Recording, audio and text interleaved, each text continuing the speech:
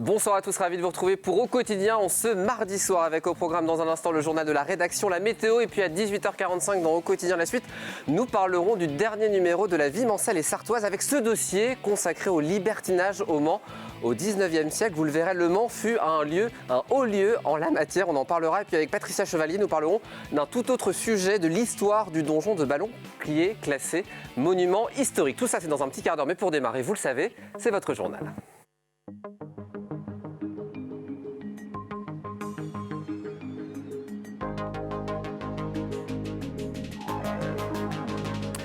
Un journal présenté ce soir par Anthony Piton. Bonsoir cher Anthony. Bonsoir à tous. Au sommaire, il faut sauver ce petit commerce de Verneuil-en-Chétif. La gérante lance un appel à la générosité des habitants. Son restaurant-épicerie est sur le point de mettre la clé sous la porte.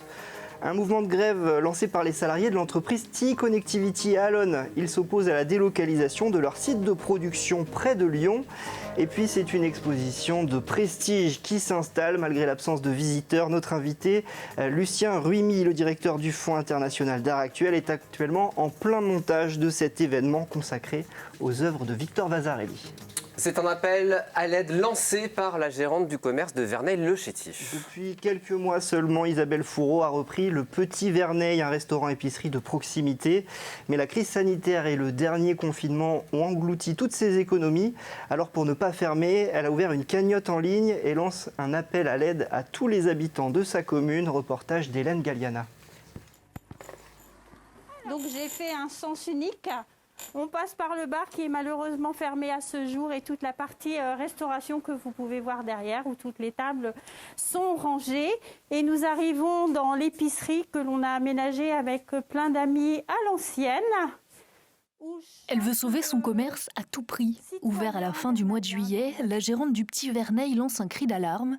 La partie restaurant, qui était la principale source de revenus d'Isabelle Fourreau, est fermée depuis novembre dernier. Reste l'épicerie, mais ce n'est pas assez pour faire rentrer de l'argent. On a beau faire attention, ça va très très vite. Aujourd'hui, il faut au moins que je fasse 1 500 € de vente par semaine pour être sûr de pouvoir faire des achats pour l'épicerie et puis pour la vente à emporter, parce que qui dit vente à emporter dit qu'il faut faire des achats. On prépare des repas, mais on ne sait pas combien on va en avoir de commandes et il faut toujours avoir ce qu'il faut si on veut que les gens viennent. Donc ce n'est pas toujours facile à gérer. Les aides permettent à Isabelle de régler une partie des charges, mais cela ne suffit pas. Je suis une SDF de luxe, j'ai la santé, j'ai un toit. Je suis au chaud et j'ai de quoi manger puisque quand je prépare à manger, quelquefois, il me reste des restes. Donc je n'ai pas le droit de me plaindre, je dois me battre. Une situation compliquée quelques mois seulement après l'ouverture de l'épicerie-restaurant, mais la gérante compte se battre encore quelques temps. Je me donne combien de temps ? J'ai envie de vous dire, je me donne jusqu'à la fin 2021 pour voir comment ça va réagir. Comment le gouvernement va réagir. Est-ce qu'on va pouvoir ouvrir en 2022 ? On ne sait pas. Je sais que si j'ouvre, je vais être débordée de travail. Mais ce n'est pas grave. On est là pour travailler. Isabelle Fourreau a lancé une cagnotte en ligne pour l'aider à sauver son commerce. Une nouvelle école touchée par la Covid-19. L'école maternelle Victor Hugo à La Ferté-Bernard est fermée sur décision de la préfecture. En cause, l'apparition de 7 cas confirmés de contamination au virus. Au sein de l'équipe pédagogique, l'accueil des élèves dans l'établissement est suspendu, ainsi que les services d'hébergement, d'accueil et les activités périscolaires jusqu'au 8 février inclus. Et le torchon continue de brûler entre les salariés et la direction du groupe TI Connectivity à Allonnes. À l'appel de l'intersyndicale CGT et CFDT, 70 salariés ont manifesté ce mardi matin devant le site de production. La société qui fabrique des pièces pour le ferroviaire et le offshore a été mise à l'arrêt toute la journée. En cause, le retournement de situation d'un plan social qui prévoyait au départ une délocalisation en Pologne. Margot Bianco nous explique tout ça. Un pas en avant, 2 pas en arrière. Si les ministères des Finances, de l'Industrie et de l'Armement ont soutenu le maintien d'une production en France, celle-ci ne se fera plus sur le site d'Allonnes. Le groupe TI Connectivity souhaite désormais délocaliser sa production dans la région lyonnaise. C'est la production de masse et de produits simples, pas d'assemblage. Alors que nous, c'est tout le contraire. C'est des petites productions en assemblage, avec énormément de main-d'œuvre. Alors que sur Lyon, ça va être de la production automatisée. Donc c'est pas quelque chose qui est facilement transférable. Il va y avoir de la formation à faire, il va y avoir du déplacement de machines à faire, il va y avoir un réaménagement de leur site à prévoir, donc chose qui est à mon avis faisable, mais qui doit être terminée fin mars. Sur les 75 CDI restants à Allonnes, 62 se sont vus proposer une nouvelle activité par un repreneur, tandis que 11 postes de la production restent dans le flou avec une recommandation de télétravail. C'est pour les gens, pour des imbéciles, je m'excuse d'utiliser ces termes, et donc c'est pour ça que j'ai interpellé le préfet avec l'accord des deux organisations syndicales pour qu'il y ait une réunion de travail, pour que l'État rentre de plein pied dans ce dossier. Il a commencé à le faire d'ailleurs, mais il faut qu'il aille plus loin, quoi. Nous avons ici l'expertise, nous avons une entreprise, eh bien, il faut maintenir le site de production sur Allonnes.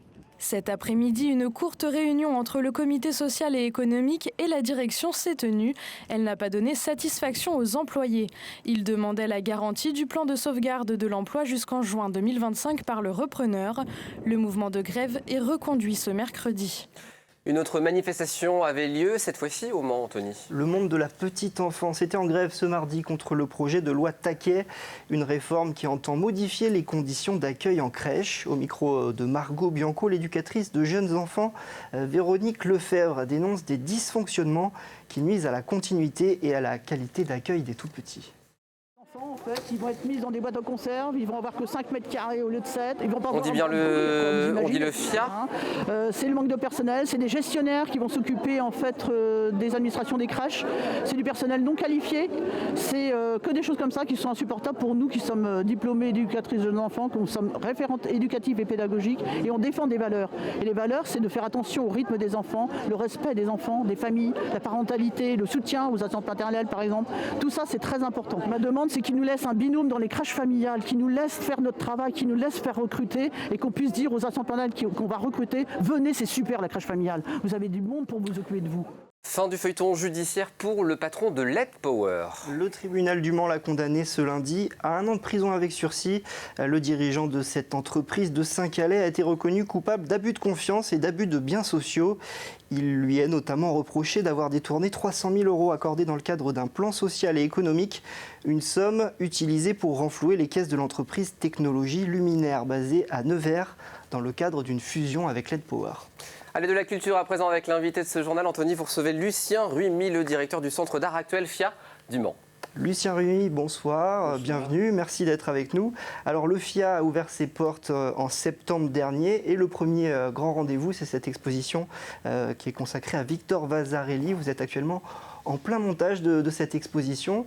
Tout d'abord, pourquoi est-ce que vous avez décidé de maintenir cette expo dans le contexte actuel ?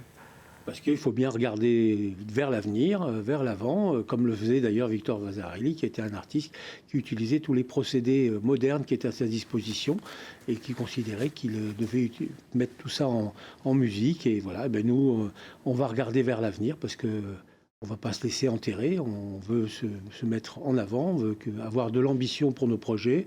Voilà, donc... c'est pour ça qu'on monte l'expo. De toutes les manières, dès qu'on pourra ouvrir, l'expo sera là et elle durera ce qu'elle devait durer, c'est-à-dire 3 mois.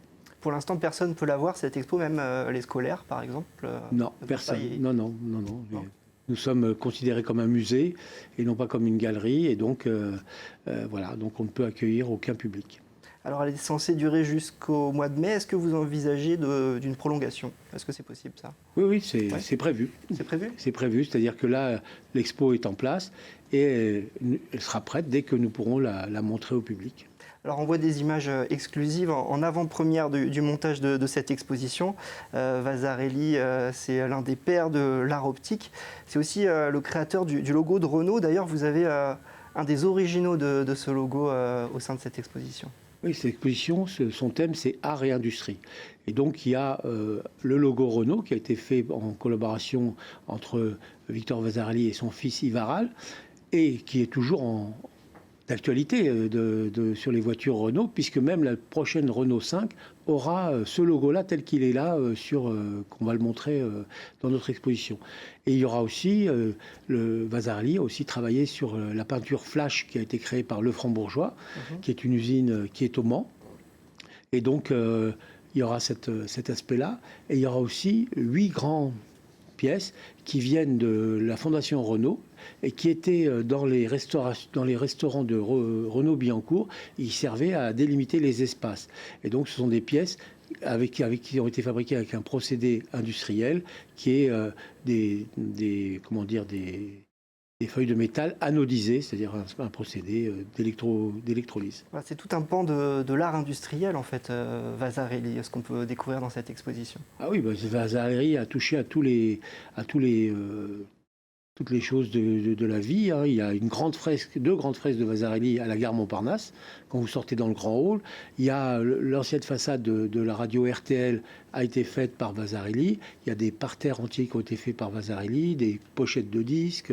Enfin bon, c'est un artiste multiforme qui a voulu faire rentrer l'art dans la vie de tous et l'art dans la vie. Et donc nous aurons dans cette exposition des choses qui n'ont jamais été montrées, comme 12 études sur quelque chose qui s'appelle la cité polychrome du bonheur. Et même si on ne peut pas les voir tout de suite, on pourra les voir sur la muraille au pied de la cathédrale, puisque la ville du Mans va installer 13 photos de cette cité polychrome du bonheur. Et donc on pourra quand même la voir hors les murs. On verra ça avec plaisir. Combien ça coûte une exposition comme celle-ci? Je rappelle que votre centre d'art actuel, c'est un lieu privé. Vous bénéficiez de peu, voire pas de subventions. Combien ça vous a coûté de faire installer cette exposition? Ça va nous coûter, disons, dans les 40-45 000 euros, dont une grande partie va être prise en mécénat. C'est-à-dire que ce sont des mécènes qui vont payer une grande partie des factures. Et donc, ça va nous permettre de la monter, de la montrer, etc. Voilà. Au niveau de la trésorerie, en ce moment, vous tenez le coup avec aucune rentrée d'argent, aucun visiteur depuis le mois de novembre. On n'a pas de visiteurs, mais on a organisé 2 expos qui permettent aux artistes de vendre leurs œuvres. On a, si vous voulez, on va peut-être recommencer cet aspect-là des choses. Voilà, donc on a des rentrées, bon, c'est pas grand-chose, hein, mais ceci dit, les frais fixes, eux, ne diminuent pas, et même on a des factures d'électricité qui explosent alors que tout est éteint. Le chauffage est mis à bas bruit, mais la facture d'électricité est multipliée par 2.